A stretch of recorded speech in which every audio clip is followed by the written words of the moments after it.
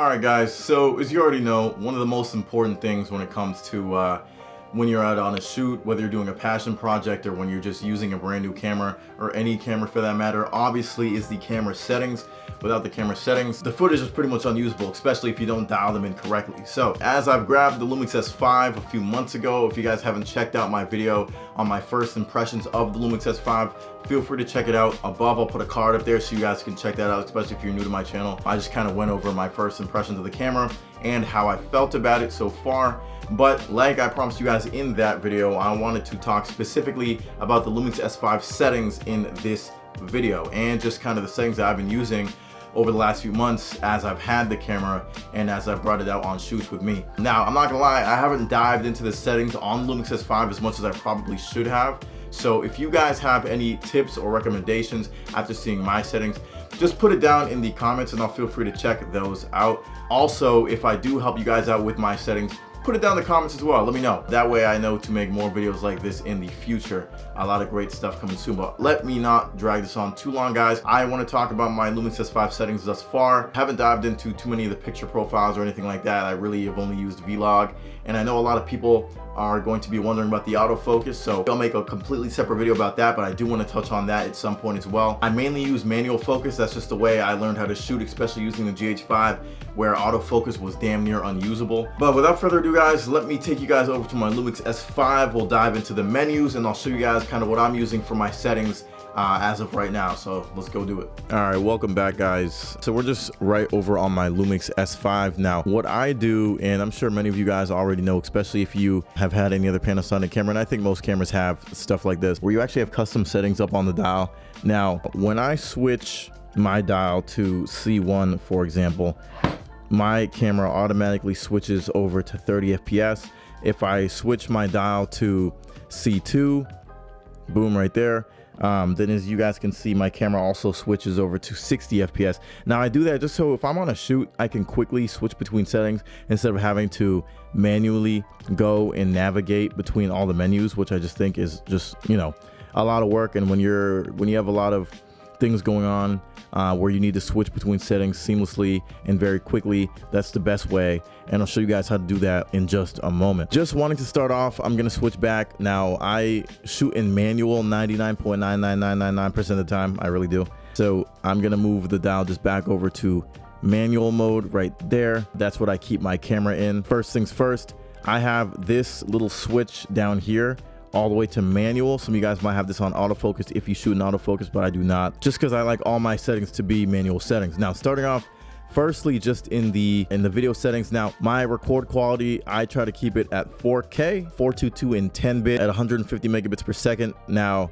there are some other options there, but I feel like for me, usually that's the best setting that I can kind of get the most out of the camera with for the work the type of work that I'm doing. I shoot in MOV. I didn't realize this until a little bit after, but if you shoot in MP4, you actually don't have as many settings for quality as you do if you're shooting in MOV. You know, the megabits per second isn't as high.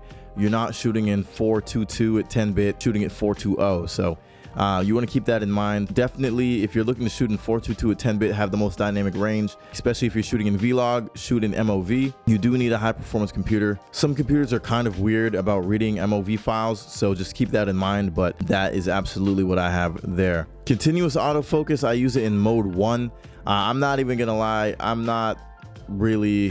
haven't used the autofocus on this camera that much in general, so I don't have enough experience to be able to tell you guys which one I would choose on that one personally, but I have just left it at mode 1. I think it starts off there by default. Autofocus assist light, I have that on. Focus peaking, absolutely I leave that on. Focus peaking, in my opinion, is one of the most important settings when shooting in manual or just shooting in general.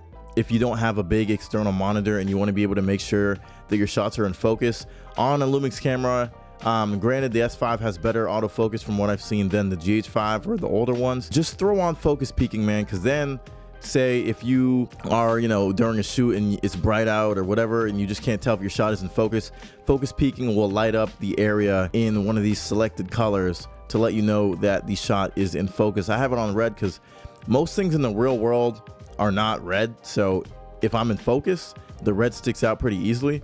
I'll show you guys an example here just in case you guys are kind of new to focus peaking. Now, a good example of focus peaking, which I know it is relatively hard to see, especially because I'm shooting in vlog and the picture profile is very flat, but my watch is on top of the book up there, and you can kind of see that there are specks of red when it comes into focus. Boom, right there, right there. So if you are shooting in manual, usually it's super helpful. It has it for autofocus as well. That just helps to let you know when you actually are in focus on a shoot, rather than just trying to eye it on such a small monitor if you don't have an external monitor. That way you can more reliably know when you are in focus, and you know, maybe if you want to pull focus or just, but this is just one of the most helpful tools on many cameras, just to let you know when you actually are in focus. That way you're not just sitting there eyeing the small screen. If you don't have a big external monitor, you don't have to completely go back to the editing room or in post-production and realize there that your shot was out of focus. You can just kind of see the red there. It pops up, lets you know, boom, you're in focus and you're good to go. And the great thing is, like I said, you know, they give you so many different colors for focus peaking that you can really choose anything. If red is hard for you guys to be able to see, then I'm sure you could go ahead and choose whatever color fits you guys best to be able to see the focus peaking section a little bit easier. Like, let's put on this lime green right here, and boom, you actually can see how easy that pops up and how visible that is. Now, if you were outside, you know, I would argue that maybe outside in a lush green environment, it's gonna be a little harder to see. But in my room where there is like nothing green, the lime green focus peaking is super easy to see that I am focused on whatever's on top of the book right there. So that's cool. Sound record level display, I keep that off. I mean, obviously if I have my external mic on my camera, then that is a great time to be able to have a lot more audio settings on. But you're able to, you know, kind of fix your decibel settings depending on what you're doing. You know, you can't put the recording level on, that's cool, but sometimes it just takes up a lot of room, so I don't like to have that on all the time. But as you can see there, boom, that way you can check your levels, know when you're clipping. So right there, if I speak loud, I'm clipping, you can see the red. So audio is one of those things where if you kind of mess it up, there is no going back, especially if you start to clip. So you want to make sure that you get that right the first time. Moving on, the mic input on your camera, so just, you know, be aware of what type of mic you're using and adjust your settings accordingly. Admittedly, I don't have the most knowledge regarding audio, so as of right now, I'm probably not the guy you want to go to if you want to have your audio settings dialed in perfectly, but I do know enough about audio to at least have decent quality on my videos, I would like to say. Sound output, I keep it in real time. I'm not even gonna lie, I have never understood the difference between real time and record sound. It explains it right there, but I've used both settings and I haven't noticed the difference. So put it down in the comments and actually let me know what the difference is there, because I have no idea, but I keep it on real time. I think that's what it starts out with by default. Headphone volume, I put it all the way up to 12. I just found it really hard to hear when I was out on shoots. If I want to plug my headphones into my camera on the input right over here, that way I'm able to better monitor the audio coming from the S5 when it matters, that I absolutely know if there's any noise in the background, if I'm doing an interview or something like that. So definitely a great tool. I turn the headphone audio up all the way to level 12 just so I absolutely know what's going on there. I actually recently did a video out when I was in Minnesota for this medical company that I was shooting videos for, and you know, I didn't have a mic on when I was shooting those interviews, but a few of the interviews the audio was just unusable, so I wasn't able to use those interviews, and it would have helped if I plugged in my mic or my headphones into the headphone jack, and given the levels up to 12, I would have been able to hear any of that background noise that ruined those interviews. So definitely a useful tool there. You want to make sure that you adjust your headphone settings accordingly. Silent mode is actually super useful, especially if you're in an environment where you don't want to be making a lot of noise and you don't want to hear the beep when you hit the record button or anything like that. So I turned that on when I was doing a wedding shoot. That's pretty cool. Not a big fan of wedding shoots, but you know, you got to do what you can. The image stabilization, I'm okay with it. I leave it how it is. The IBIS on this camera is definitely pretty good. Not as good as the GH5, but it will get the job done. I don't really use E-stabilization. From what I know, E-stabilization, the stabilization is done digitally through the video itself. Boost IS, I haven't had too much experience with Boost IS yet, and an anamorphic I haven't bothered to turn on, so I really keep it on the regular IBIS settings for this, and it's proven to be pretty good for me. I think E-stabilization is actually better off if you're going to be holding the camera still, from what I know, because it really gets rid of a lot of that shake. But I believe that's what it's for. And then live cropping, I just keep off. And then, like I said, guys, my exposure mode is in manual. I shoot in manual all the time. I'm not a big fan of autofocus since I've had to learn how to shoot in manual using Panasonic cameras. And honestly, I don't mind at all. I like being able to control what's in focus and whatever it is. As a videographer, filmmaker, whatever it is, I like to be able to be in complete control of what's going on. Would it be helpful if I'm vlogging, or would it be helpful on certain shoots to have autofocus? Yes, and I definitely will dive into the autofocus on the S5 a little bit more over time. But for what I'm using it for right now, I'm completely fine shooting in manual. I shoot in Vlog. Just because I didn't have the chance to experience Vlog on the GH5.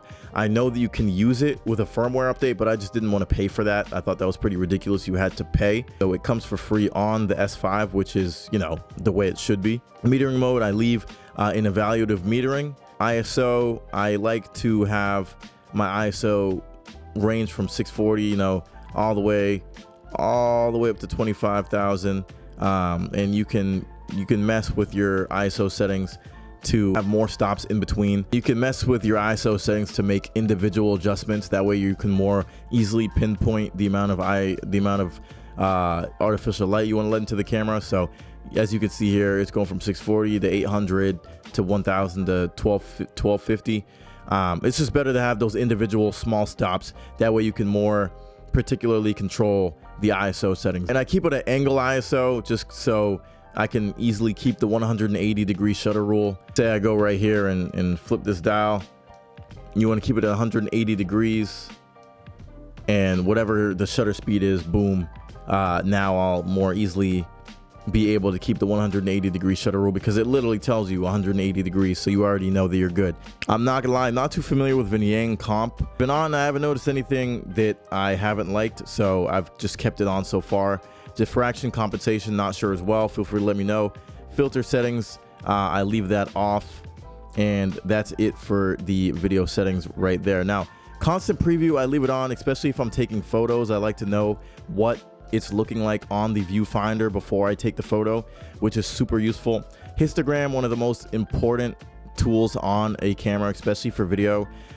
So right there, as you guys can see that little graph, if the white is all the way to the left, then that means you are underexposed. If it's all the way to the right, that means you are overexposed. You do want to kind of keep it right there in the middle. Now, when you're shooting in Vlog, you want to have it a few stops overexposed, just to make sure, just because Vlog is a little trickier to nail the exposure, and I definitely need to work on that myself.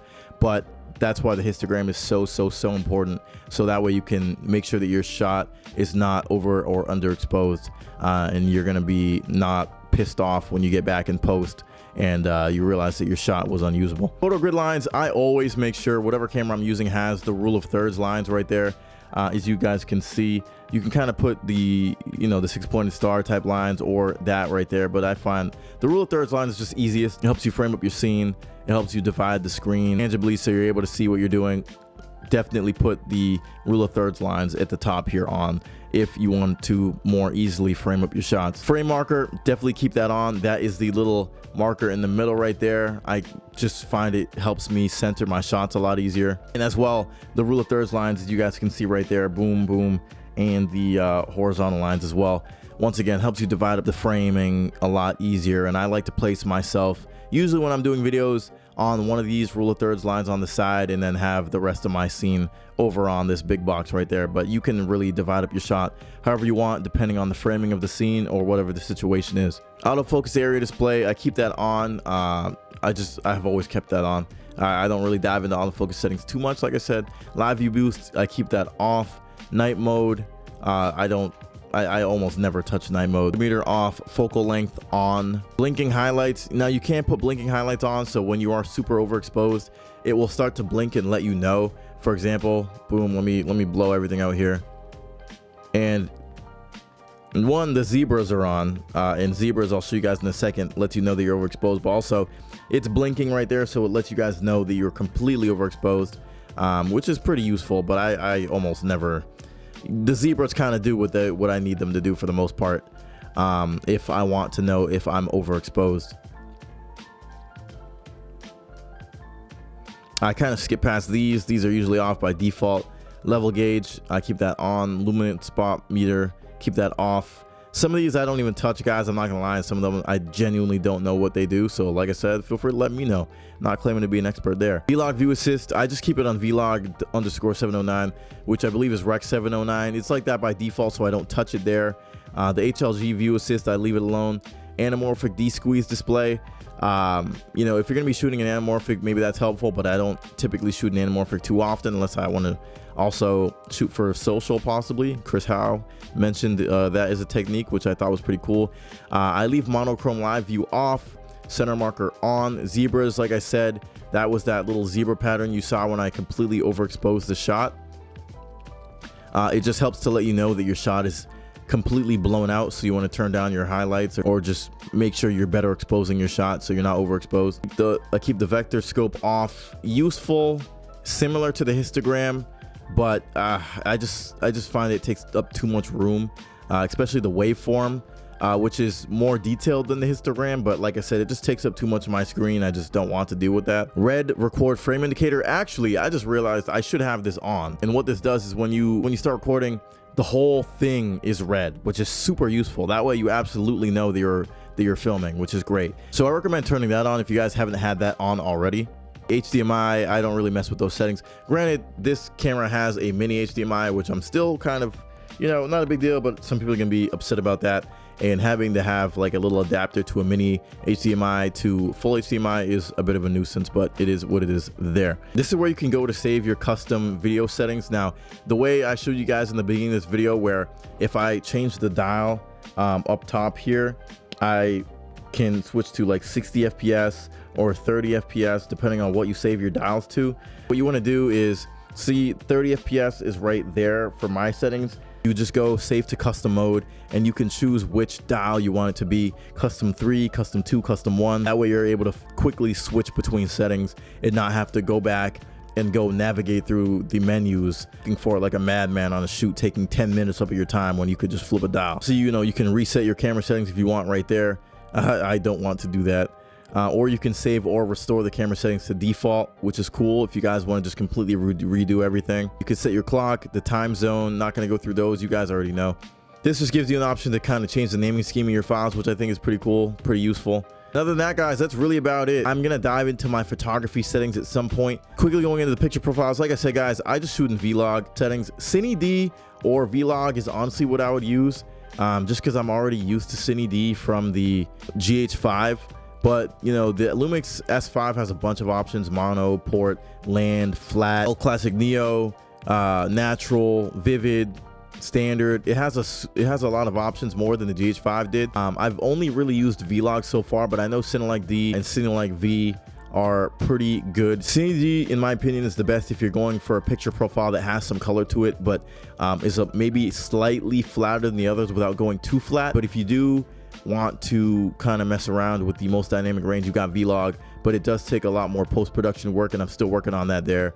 And then there is like 709. Now I gotta get more into some of these picture profile settings because I don't know what they all do, but I stick with Vlog for now, and it's done me well. But guys, that is really the settings I use for my Lumix S5. Feel free to let me know in the comments if there's anything I could have explained a lot easier. Also, feel free to let me know if you guys have the Lumix S5 and what your settings are, or Lumix S5 focused content coming soon, as it is my main camera now. I haven't ditched my GH5, but I have enjoyed the Lumix S5 for what it has to offer so far. And let me know if there's any other videos with the Lumix S5 that you would like to see from me, and I have no problem bringing that to the channel. Anyways, guys, feel free to hit the subscribe button. My channel is just about my journey becoming a videographer and filmmaker, a lot of lifestyle content as well, and I love to just tell stories. So if that sounds good to you, make sure to stick around. Anyways, guys, my name is Jason Morrison. I'll see you guys in the next video. Deuces.